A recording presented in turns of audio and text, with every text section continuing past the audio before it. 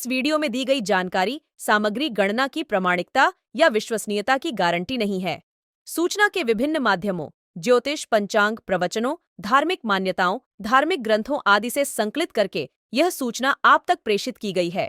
हमारा उद्देश्य सिर्फ सूचना पहुंचाना है। पाठक या उपयोगकर्ता इसे सूचना समझकर ही ले। इसके अतिरिक्त इसके किसी भी तरह से उपयोग की जिम्मेदारी स्वयं उपयोगकर्ता या पाठक की ही होगी। नमस्कार दोस्तों, स्वागत है आपका हमारे YouTube चैनल सांसारिक जानकारी पर। हम आपको यहाँ पंडित प्रदीप जी मिश्रा द्वारा बताए गए उपाय जो वे अपनी कथा में बताते हैं, उनकी जानकारी देते हैं ताकि आपको एक ही जगह पर ही सारे उपाय मिल जाए। गुरु जी के बताए गए उपाय श्री शिव पुराण से जाने गए होते हैं, इसलिए निसंदेह भगवान शिव पे विश्वास रख कर करे। इस पुराण में शिव जी को वात्सल्य, दया और करुणा की मूर्ति के रूप में महिमामंडित किया गया है। इस पुराण का पाठ करने से भक्तों के अंदर भी ऐसे ही गुणों का संचार होता है, यानी भक्तों का चरित्र भी भगवान शिव की ही तरह बनने लगता है। जो भक्त शिव पुराण का विधि पूर्वक पाठ करते हैं, वो जीवन मरण के चक्र से भी मुक्ति पा जाते हैं। बुधवार का दिन प्रथम पूजनीय भगवान गणेश और लाल किताब के अनुसार माँ दुर्गा को समर्पित है, लेकिन इसके देवता बुध हैं। बुध ग्रह के नाम से ही बुधवार का नाम पड़ा है। जिनकी कुंडली में बुध ग्रह की स्थिति कमजोर है, तो उनको बुधवार के दिन कुछ ज्योतिषीय उपाय जरूर करने चाहिए। बुध की स्थिति सही नहीं होने से व्यक्ति को मानसिक, शारीरिक और आर्थिक परेशानियों का सामना करना पड़ता है। ज्योतिष शास्त्र में बुधवार के दिन करियर व कारोबार में तरक्की के लिए कुछ उपाय बताए गए हैं। इन उपायों के करने से भगवान गणेश के आशीर्वाद से सब श्री शिवाय नमस्तु। शंकर भगवान की जलाधारी में से पानी नीचे बहे। जैसे ये गोल जलाधारी है, ये शिवलिंग है, यहाँ से पानी नीचे बहे।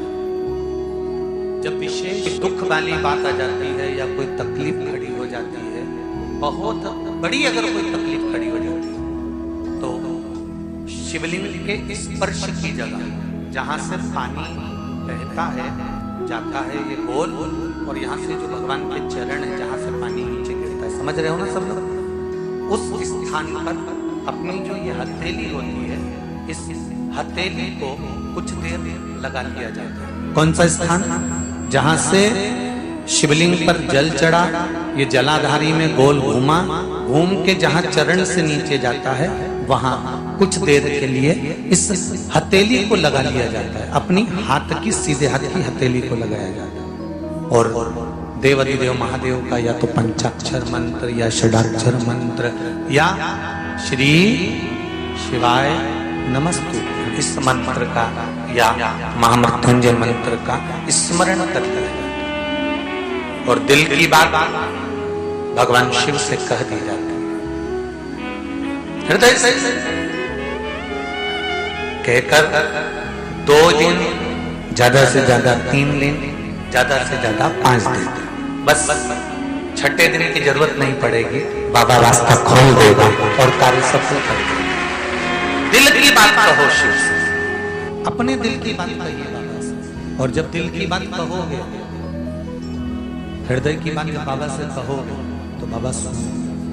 निश्चित है की कथा करती है कि शंकर भगवान के शिवलिंग से लेकर जलाधारी में कुछ स्थान ऐसे हैं, वहां पर हमारा मात्र स्पर्श कर अपने दिल की बात कह देने पर भी कार्य सफल हो जाता है। तुम जल चढ़ाओ मत चढ़ाओ, तुम बेलपत्र चढ़ाओ मत चढ़ाओ, तुम धतूरा चढ़ाओ मत चढ़ाओ, पर दिल से अगर तुमने कहा तो उसका फल मिलेगा। शुक्ल पक्ष की 9वीं तिथि तो बेलपत्री, दोनों में पीला चंदन, बीच में लाल चंदन, और जो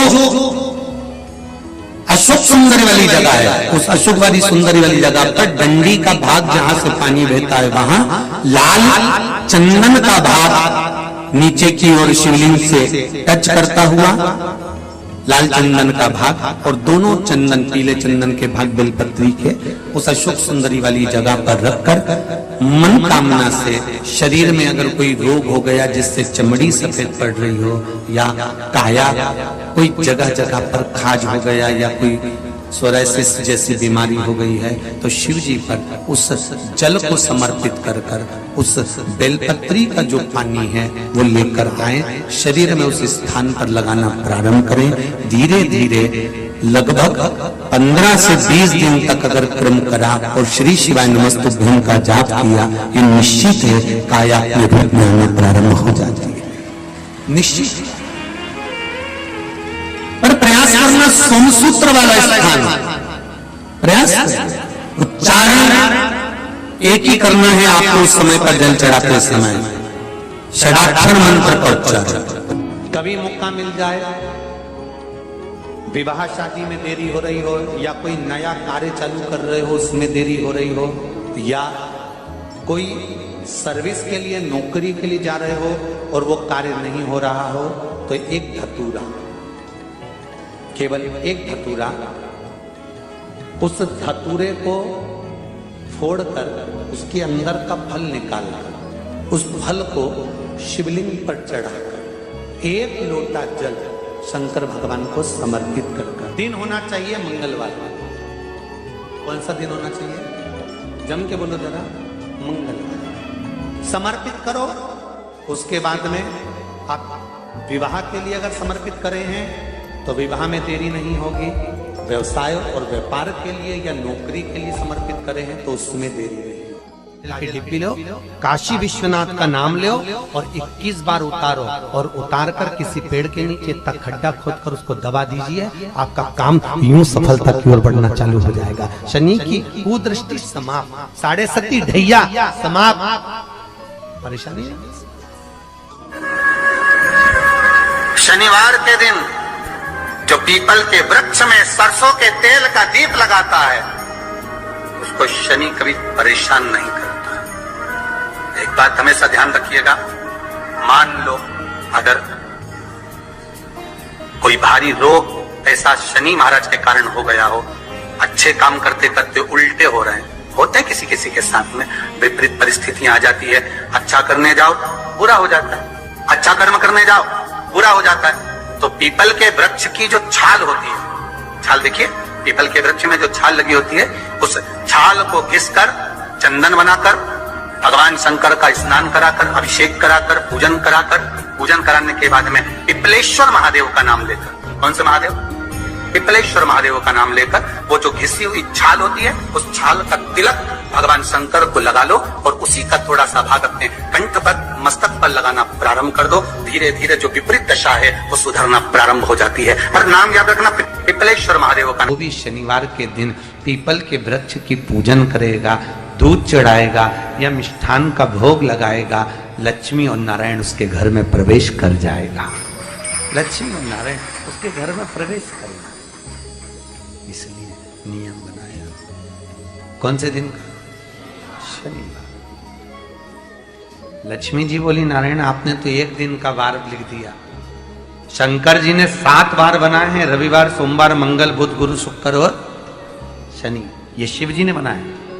अब एक दिन आपने अपना बना लिया, बाकी के दिन अगर कोई इस पीपल के वृक्ष के नीचे आएगा और यहां तो दरिद्रता बैठी है तो उसका क्या होगा? भगवान नारायण बोले, सुन दरिद्रता, तेरे से एक विनती है, अगर कोई भी मनुष्य इस पीपल के पेड़ के नीचे अगर 7 दिन में आता है और उसके हाथ में अगर कोई सामग्री होती है तो तू उसके घर में प्रवेश नहीं करेगी। नियम है पीपल के वृक्ष का, या तो पानी का लोटा लेकर जाओ, कुंकू का चोपड़ा लेकर जाओ, शक्कर लेकर जाओ, या पेड़ के नीचे चींटी को डालने के लिए आटा ले जाओ, पर खाली हाथ पीपल के वृक्ष के नीचे कभी मत जाओ, कभी नहीं जाओ। खाली हाथ जाओगे तो दरिद्रता तुम्हारे घर में प्रवेश करेगी। दरिद्रता उठकर खड़ी होकर बोली, नारायण तुमने अपनी मनमानी करी है, एक दिन मुझे भी मेरा चाहिए। भगवान ने कहा, बोल कौन सा दिन चाहिए? दरिद्रता कहती है, रविवार के दिन इस पीपल के वृक्ष के नीचे मैं दिन भर नृत्य करूं, इसमें रहूं, और जो यहां आए रविवार को मैं उसके घर में प्रवेश करूं। भगवान ने कहा, ठीक है। दरिद्रता, रविवार का दिन एक ऐसा दिन रहेगा जिस दिन तू इस पीपल के वृक्ष के नीचे नृत्य करेगी और जो आएगा इस पीपल के वृक्ष के नीचे तो उसके साथ प्रवेश करेगी। मैंने तुझे वर दिया। विशेष जब कामना रहती है, विशेष कामना, आज आपका मन कर गया 108 चावल के दाने मेरे को शिव जी को चढ़ाना है। 108 चावल के दाने मुझे आज शंकर भगवान को चढ़ाना। विशेष आज आपके मन में कोई मनोरथ बड़ा है, कोई कामना बड़ी है, और बाबा से आपने विनती करी कि मेरा ये कार्य अटक रहा है, आप पूरा करोगे, मुझे विश्वास है। 108 चावल के दाने चढ़ाना है। आपने चंदन लगाया, हाथ की हथेली पर 108 चावल के दाने जो घर से गिनकर लेकर गए हो, उसको हथेली में रखा। एक एक चावल का दाना नहीं चढ़ाया, हथेली में रखकर जो विशेष कामना, जैसे किसी कर्मकांडी ब्राह्मण से पूछा जाए, पूजन होने के बाद में विशेष अर्घ दिया जाता है, विशेष अर्घ।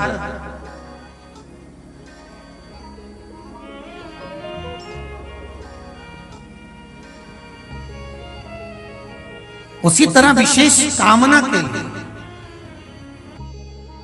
स्कंद पुराण कहती है, जिस व्यक्ति पर कर्जा बहुत ज्यादा मात्रा में हो जाता है और कर्जा चूकता नहीं है, आप बहुत प्रयास कर लिए, करोड़ों रुपए का कर्जा हो गया, यहां से लिया वहां दिया, वहां से उठाया वहां दिया, वहां से उठाया वहां दिया, तो निवेदन है कभी मौका लगे कर्जा मुक्ति के लिए सारे वृक्षों में अगर कोई श्रेष्ठ वृक्ष माना गया है तो वो बट का वृक्ष माना गया महाराज। इसलिए प्रशासनिक कार्य के लिए, मानसिक टेंशन में, परेशानियों में बटकेश्वर महादेव का स्मरण किया जाए।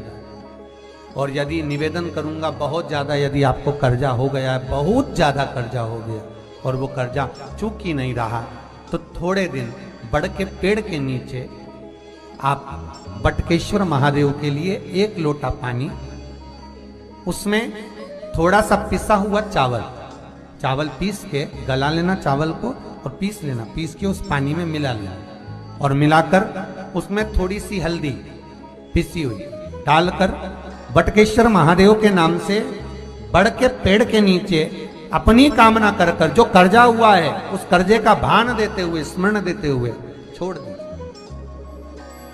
महाराज 2 या 3 सोमवार एक ही जगह पर करना, 3 सोमवार बाद वहीं से बड़ के पेड़ की थोड़ी सी जड़ उठा लाना और उस जड़ को एक कोई धागे में बांधकर या तो अपनी गले में डाल लो या अपनी जेब में पटक लो, उसको थोड़े दिन पटक कर रखना, लगभग 2 से 3 महीना पटक कर रखो। वो जड़ जैसे बड़ का पेड़ विस्तार होता है, पानी गिरे ना गिरे, जल वृष्टि हो ना हो, गर्मी पड़े ना पड़े, उसको कोई फर्क नहीं पड़ता, बड़ का वृक्ष आप रूप फैलता जाता, उसकी जड़ें अपने आप प्रबल होती है। उसी तरह ये बटकेश्वर महादेव कहीं से भी अगर जड़ आपके पास में रखी है 1 महीना 2 महीना 3 महीना तक, तो ये जड़ अपने आप लक्ष्मी को पकड़कर खींच कर लाती है और कर्जे से मुक्त कर दे। बटकेश्वर महादेव का स्मरण सुख का देना हो। ईश्वर महादेव, जो व्यक्ति पथभ्रष्ट होता है, जैसे मदिरा के नशे में पड़ गया, कहीं जुए में पड़ गया, कहीं मांसाहार में पड़ गया, कहीं व्यसन में पड़ गया, कहीं गलत काम में अगर कोई जा रहा है, तो श्रम्भेश्वर महादेव के नाम से काली तिल भगवान शिव को समर्पित करी जाती है। महाराज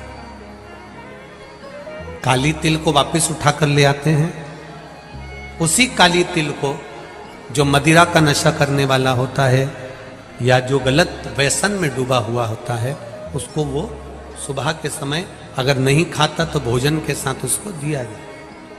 श्रम्भेश्वर महादेव।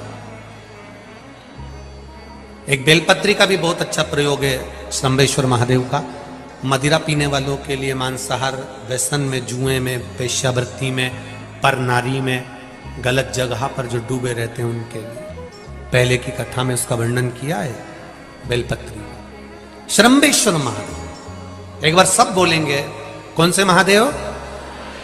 श्रम्भेश्वर महादेव। फिर जम के बोल लो एक बार, श्रम्भेश्वर महादेव। जब हमारे घर में क्रोध बढ़ता है या कोई गलत कार्य में जाने लगता है, तो श्रम्भेश्वर महादेव का हमें शरणागति लेना चाहिए, श्रम्भेश्वर महादेव का पूजन करना चाहिए। तो दोस्तों, यहाँ पे हमारी वीडियो समाप्त हुई। उम्मीद करती हूँ हमारी ये जानकारी आपको जरूर पसंद आई होगी। हमारी वीडियो को लाइक जरूर करें और हमारे चैनल को सब्सक्राइब और शेयर करना ना भूले। जय श्री राम,